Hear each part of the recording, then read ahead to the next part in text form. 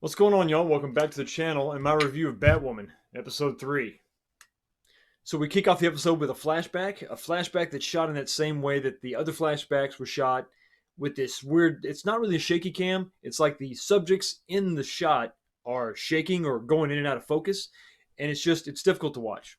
And we see a little girl who we can assume is little Beth. I think this is probably after the wreck. She's walking into what appears to be a basement of some abandoned building. She walks towards a sink or a bucket that's full of water, and she looks in the sink, and then a human face floats to the top. It's not exactly clear what's going on, but then we see Alice slash Beth, whoever, wake up from a dream. So this was a dream. In case you didn't know, it was a dream. So then we have the title card. We have the intro to the episode. I gotta say, the music they're using for these intros is just it's god awful. It's not good. So next we see Alice on the rooftop of the Gotham City Police Station, and the bat symbol's on, and she's doing little shadow puppets. Okay, Kate sees this and knows that I guess it's time to meet up with the sister slash nemesis. So then the next thing we see is Kate doing a little journal entry, which is kind of odd to see it in the beginning of the episode instead of the end of the episode. But she's talking about how she's just struggling with the fact that she's inadvertently given the city so much hope. But to be fair, similar to other journal entries, she shows a little bit of vulnerability, which is one of the slivers of, I guess, hope that you have with this series. So we have Kate and Alice on the rooftop, and they're having a little discussion, a little back and forth. The dialogue here is okay, but Ruby Rose's delivery is it's really bad. When she says the word goons, it was just cringy. I was just wearing the suit to protect me from your goons. And during this conversation, Alice is just so matter of fact about, well, I mean, it was obviously, you in the suit. I know you so well. I mean, there was 15 years where you didn't see each other. Now, I do understand that she's going after her dad a little bit harder than she's going against Kate, but I don't understand why there's any animosity between her and Kate at all. It just doesn't feel organic. It doesn't make any sense to me. I just don't understand what she thought her 10-year-old twin sister was supposed to do to help out the cops find her when she thought she was dead. So then we cut to a scene where Sophie is training with her husband in, I guess, the Crow's training complex. And they're training on a raised platform that looks like a boxing ring, but there's no ropes. I don't understand what the point of that was. I mean, I guess it's cinematic, but it just looks really odd and out of place. And while this little sparring match between her and her husband is going on, we keep seeing these flashbacks of when she sort of confronted Kate, and Kate found out that she was married to a guy. I have no idea why they thought that they needed to include this in the show. I mean, that was just last episode. I mean, this is episode 3. Come on. You think that no one's watched all your episodes? Eh. So then Sophie goes to see Papa Crow, and then she asks for a special assignment, which we find out later is to actually be the bodyguard for Kate's stepsister. Next, we see Kate walking into Bruce's office, but there's a man in the chair. But it's not Bruce, it's Tommy, billionaire bad guy. I guess this guy and Bruce were friends back in the day. So they have a quick little back and forth, and Kate seems to think that this Tommy guy knows that Bruce is Batman, because he's actually looking for Bruce, even though no one knows where Bruce is and no one has seen Bruce. They know that Batman is back in town. So Tommy leaves a party invitation with Kate, and then she gets a call from Luke. So Kate meets Luke somewhere else in the building, and we find out that someone broke into the Wayne Tower and stole some high-tech, super-secret gadgets, which what actually turns out to be a railgun. And to demonstrate the power and the significance of the super rare weapon that Wayne Tech was developing, Luke takes her to the Batcave, and he's got another one. Now, the episode has been okay so far, but now we begin to go off the rails. So to demonstrate the lethality of this railgun, he decides to take a 50 cal Desert Eagle handgun and shoot the bat suit that's actually on a mannequin. And this demonstrates to Kate that, hey, look, bullets don't penetrate the suit, which is ridiculous because she just got shot like 4 times in the last episode wearing the suit, so I don't know why he had to demonstrate that point. Then he takes the other railgun that he happens to have and he shoots the bat suit and puts a hole through it. Why the hell did you do that? Why couldn't you illustrate that same point with like a piece of steel? Why did he have to shoot the bat suit, the only bat suit that they have? Now there's a hole in the bat suit that he's got to fix. Once again, this is Luke, the guy that doesn't know anything else works, but he can modify the suit. He knows about all the super secret railguns and other tech that just laying around. So after the demonstration, we have a back and forth between Luke and Kate assumes that, hey, maybe Tommy, evil billionaire guy, stole the ray gun. I'm sorry, the railgun. And of course, she has the big idea too. Well, let me just take this invitation. I'm just going to go ask him. I'm just going to go to the party, and I'm just going to walk up to him, and I'm going to ask him. Okay. But then Luke's like, no, that's a ridiculous idea. Why don't you put the batsuit on and confront him? So are you following this logic? The guy that has the gun that just put a hole in the batsuit is the same guy that Luke wants her to put the bat suit on and go fight. So Kate says, well, why would I do that? Because he's got the railgun. And then Luke says, yeah, but you've got the suit that the railgun just put a hole in. But he also says, don't worry, you also have the support of the city, and you got me backing you up. The guy that doesn't know how anything works. That's a bad plan. So Kate heads to the party, not in the batsuit, just as Kate, which I agree with that. That's probably the better of the two plans, because one was really stupid and one was okay. So she goes to Tommy Evil Billionaire's party, and sure enough, her mom's there, her dad's there, there's Crow security there, her sister-in-law's there, Sophie's husband's there, everybody's there. All the main characters of the show are at this party. So Kate gets a beer at the bar, she flirts with the female bartender. She has a quick little conversation with Tommy in which she sort of mentions that, hey, yeah, I'm just sort of hanging out over at Wayne Tower, and oh, you know, the funniest thing, some bad guys broke in and stole this experimental weapon.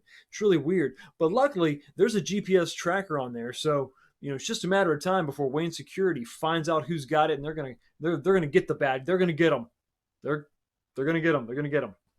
And then she walks away. Now, of course, we as the audience knows there's no GPS tracker, but she's trying to see if maybe he knows something else about it. She's trying to see if he'll let on or maybe get a little sweaty and do something stupid. So I'm kind of with her at this point. So then the bad writing comes in. What does Tommy do? Tommy immediately goes to another room in his penthouse and looks at the railgun to try to see if he could just see the GPS locator or the tracker, just like it would be stuck on the freaking gun. Like he's all looking around. And of course he does this in an unlocked room, and guess who just happens to follow him into the room? But KK. Why would you do it that way? Let me suggest an alternative. I just saw the show. We're maybe an hour later. I've just had a little bit of time to think about this, but let me suggest an alternative for you, okay? Kate has a dialogue with Tommy, Evil Billionaire guy. Evil Billionaire begins to make a move. He's like, he gets a little sweaty, gets a little nervous, so he leaves the party, okay? Well, while she was talking to him, she put a little bat tracker on his coat or his cufflink or his glass or whatever. So she's tracking him, okay? And the idea is, okay, we're going to make him sweat, okay? So he's going to do something stupid. He's going to go to secret location, wherever it is, and they're going to follow him there, and they're going to find out then that he has the evil railgun. You know, and while she's traveling and she's following him to whatever the evil secret location is, she could be changed into the bat suit, right? But no, he just walks into another room, door unlocked, takes it. He literally takes the super secret gun out of the case, and he's just looking at it like it's maybe I'll just be able to see it. What? So the reason he stole the railgun, and this just gets better and better. We find out that Tommy Evil Billionaire knows that Bruce Wayne is Batman. But Batman saved Tommy Evil Billionaire's mom when they were kids. Well, it turns out that was actually a bad thing because Tommy wished that his mom would die so that he could have just inherited all the money instead of having to take care of his mom in her old age. So just in case you didn't figure this out yet, Tommy's a bad guy. So once he's found out that Bruce Wayne is Batman, of course, you know, Bruce Wayne is gone, and obviously Batman's gone. But he thinks that Batman's back, right? Because we got Kate Kane swinging around, you know, and then everybody thinks Batman's back. So his idea is not to try to find Bruce Wayne, you know, and just kill him like when he's regular guy Bruce Wayne. No, he wants to get the railgun so that he can kill Bruce Wayne when he's in the Batsuit because Bruce Wayne didn't stop his mom from dying. Batman did. So what kind of sense does this make? If you want to take out Batman and you know his secret identity, why would you not challenge him when he's just regular guy, okay? When you can just shoot him in broad daylight or just take out a hit on him or maybe cause an accident, whatever. But you're gonna knowingly fight him at his strongest when obviously, and you see later on in the episode, this guy has absolutely no combat skills. This is not some martial artist guy. This is not the Deathstroke by any means. So now the plot thickens. So now he's got the railgun. He tells Kate that he knows that Bruce Wayne is Batman, and the jig is up, you know. But he doesn't know that Kate Kane has actually been in the Batsuit. He still thinks Batman is around, okay? So he wants to know where he is. And in order to lure Batman out, he's got a trap. He's got a trap. Tommy Evil Billionaire has a trap. So he breaks out the app on his phone. You know the app that you have, the one that shuts down all the elevators in your building? He pulls out the app and he hits a button and it freezes all the elevators. So one elevator has a bunch of waiters and waitresses. A second elevator has Kate's dad and stepmom. And a third elevator has Sophie's husband, and Kate's stepsister. Now the elevator with Sophie stops at the 40th floor. The one with her mom and dad stop at like the 39th floor. And the elevator with the servants, it's close. It's within a floor. So let's for the sake of argument, let's say it stopped at the 37th floor. So to further prove this point, Tommy Evil Billionaire shows Kate that he has the ability to just drop one of the elevators free fall by hitting a button. It busts the cables, and the elevator that contains all the waiters and waitresses plummets 37 floors. So then he tells Kate to go tell Batman to meet him on the roof, or he's going to drop the rest of the elevators. So Kate rushes down to the ground floor. I'm assuming she took the stairs. And I guess the impact was so hard that the people that were actually in the elevator that plummeted 37 stories to their death are now outside the elevator for some reason, which doesn't make a lot of sense. One of the security guards is laying on the floor and he's saying, "Oh, my leg has got a little blood on him," which I'm thinking, if you were standing by an elevator, okay, and it fell 37 floors, and it hit so hard that 5 people came shooting out of the elevator, and all you got is a problem with your leg? Come on, man. So Kate's looking at the guy saying, my leg. EMTs are there. Kate looks at the EMTs and she says, "Help him." What do you think they're there for? I don't know if you know, but that's what the EMTs do. That's what the paramedics do. They show up to help people. They got bags. It's not full of candy. It's full of medical supplies. So I know this happens in other movies where the hero of the movie will tell the doctor to help the guy that obviously needs help. But when you're dealing with a show that is this aggravating, it's just one more thing that it's like taking your brain and putting it on a cheese grater. So now we got 2 or 3 elevators that are full of people dangling at 40 stories up. She has to go back to the cave to get the batsuit that we know is useless against a railgun. And then she looks at Luke and says, "How long is it going to take you to fix that?" What has Luke been doing? You mean the hole in the batsuit that he shot earlier, he hadn't got around to fixing yet? So not only does Luke take the time to fix the suit, the super secret Kevlar special suit, then Kate comes in after the fact and does a paint job on it. What? Huh? I know that we're going to have the Batwoman suit, and it's going to have the red, and it's going to have the red wig and all that. I get that. But why are we doing it now? There's people about to die. There's people that are waiting. They're literally hanging in the balance, okay? And this is the time you decide to not only paint the red and to go find, where was the wig? Where was the wig? Where was the wig? But where did you find a red wig? There's also red highlights on the gauntlets. I mean, what are you doing? If I was Luke, I would have been like, "Hey, you wanna get going?" You should have had the fight with the bad guy and then sit there with the hole in the suit thinking, "You know what? I got to change it up. I can't have people thinking I'm Batman because this guy just thought I was Batman, and that was bad for the city. So I got to distinguish myself from Batman. They need to know that I'm not Batman." And then paint the suit. Paint the suit between episode 3 and 4. So she shows up and she's got the new suit and she has some sort of EMP pulse that's going to disable the railgun, okay? But it's on her gauntlets. And evidently they're, her and Luke are communicating in the bat suit.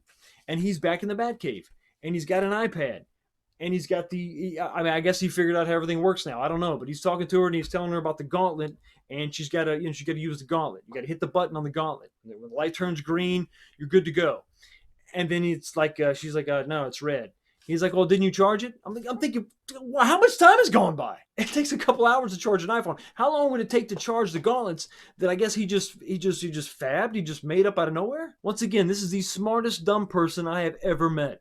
So she hits the button to, I guess, have the gauntlet charge up, and then she starts fighting Tommy Evil Billionaire. Now, at this point, Tommy Evil Billionaire is getting his butt kicked, so he's like, "You know what? I can't get to the railgun. She kicked it over there, but I've got my phone. Let me open up my Drop My Elevator app." The explosion that was used to actually shred the cables blows a hole in the side of the building. So the explosion that was used to shred the steel cables blows a hole in the wall, just big enough for a Batwoman to jump through. Not a Batman, because Batman, but Batwoman.